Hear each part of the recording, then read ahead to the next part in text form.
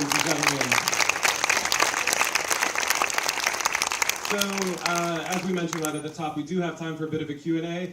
We're in a bit of a bigger space, so I just want to encourage you, if you do have questions, raise your hands up nice and high, and we'll do our best to get to as many of you as possible. But in order to get the Q&A going, I'm going to first invite back onto the stage the co-director, Esther Gould.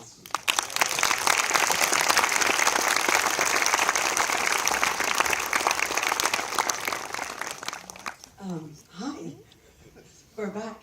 I think the best thing to do is to immediately also bring three of the dancers on the stage. Please applaud.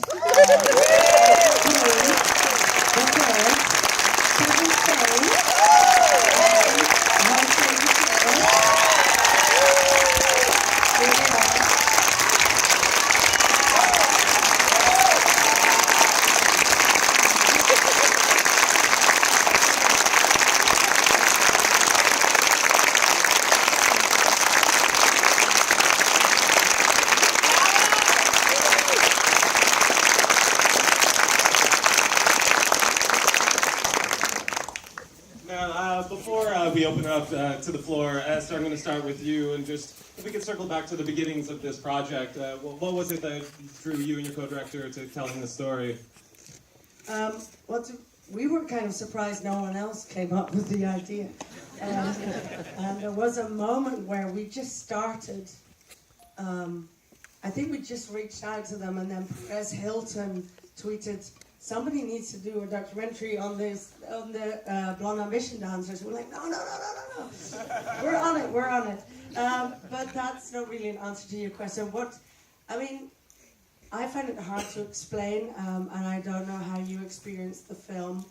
I think what we knew was that there was a story to tell, and that the timing was right, and that to some extent we could make kind of like a follow-up to Truth or Dare. I think some of the themes that are in Truth or Dare, self-expression and freedom and love and family, and we felt it was the right time to make a follow-up on that film, even though gay rights have greatly improved, and the treatment for HIV has improved, and AIDS awareness has improved, and yet and that was our focus.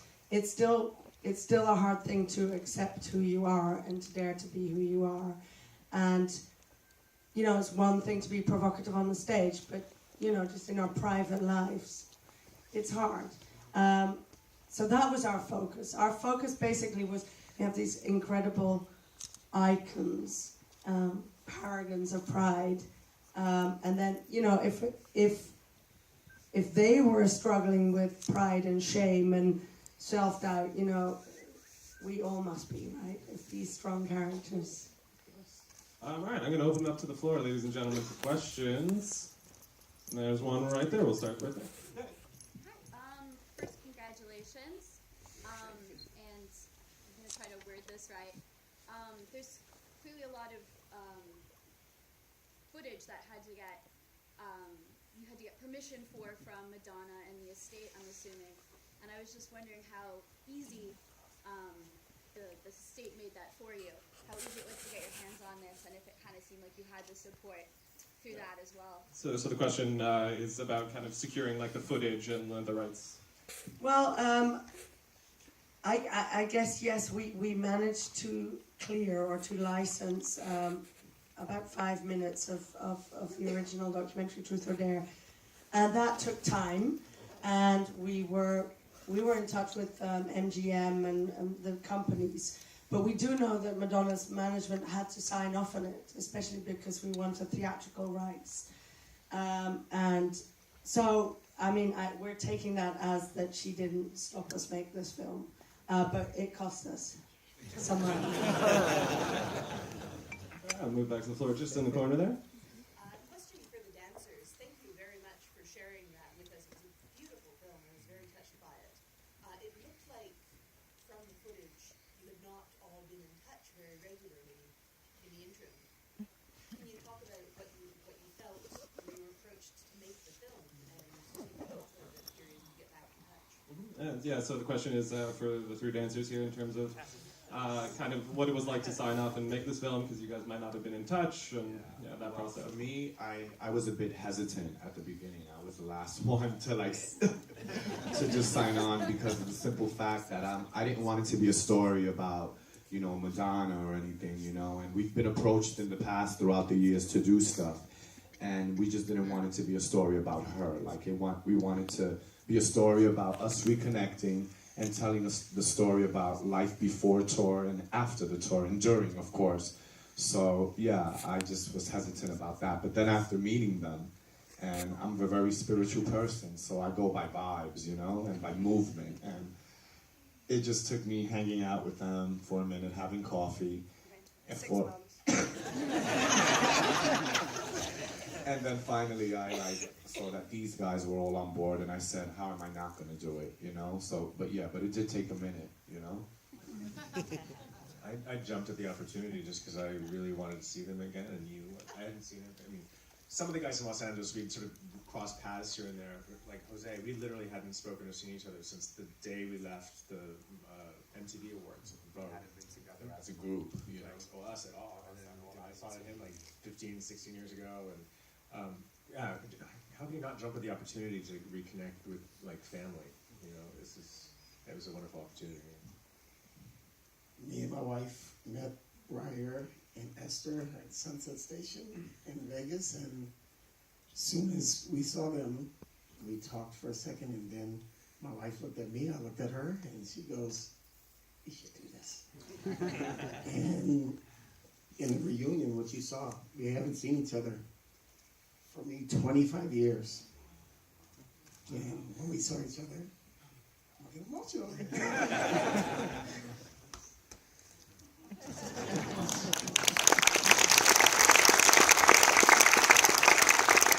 So we can probably fit in like a couple more questions. I'm gonna go, there's one question, and I don't want to ignore in the back, so if there's a final question, get it brewing, but we're gonna jump down here.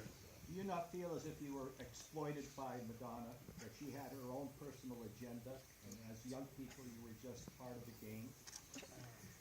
So the question is, did you guys ever feel exploited by Madonna? Also, maybe an exploitation question. You know, people seem to think that the lawsuit that we had was about exploitation, and it wasn't. I mean, again, like I said, for us it was a complete clause in the contract. I felt proud of this movie, and I always have. I think we all feel proud of this movie. And I'm not referring to the movie in particular, but with Madonna, the tour. by the tour. No, I think we felt supported and like supported and complimented by being on the tour. I can't imagine in what way we would actually be exploited, because we were being ourselves. We were being a performance. It's an opportunity. Of a lifetime, you know? Like, we're all very grateful for it. I don't see how. What would she be exploiting about us exactly? I didn't have a problem with being exploited. I'm an exhibition.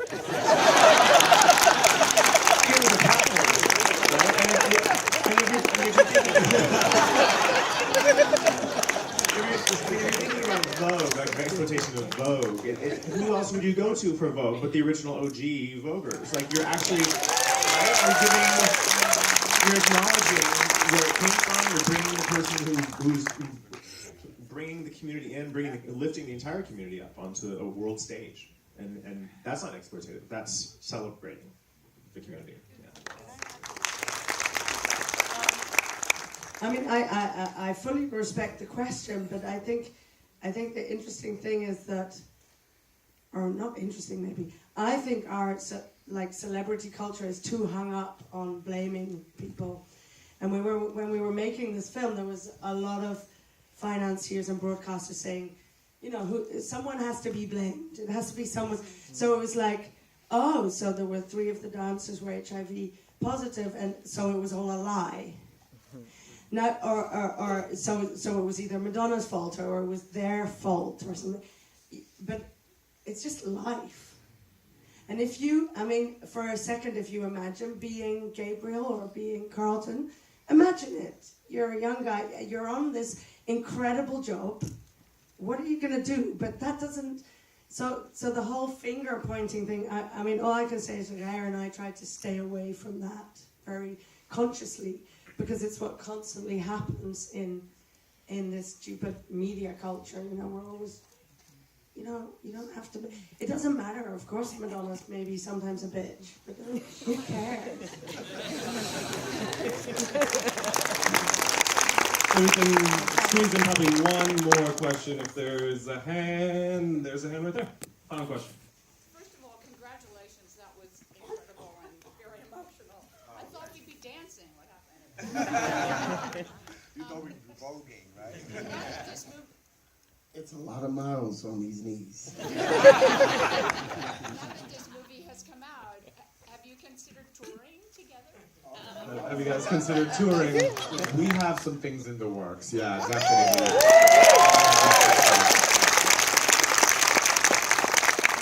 Well, I think that's actually a lovely note to end on, and I just wanted to say on behalf of the entire Hot Docs audiences, thank you so much for coming to Toronto and presenting.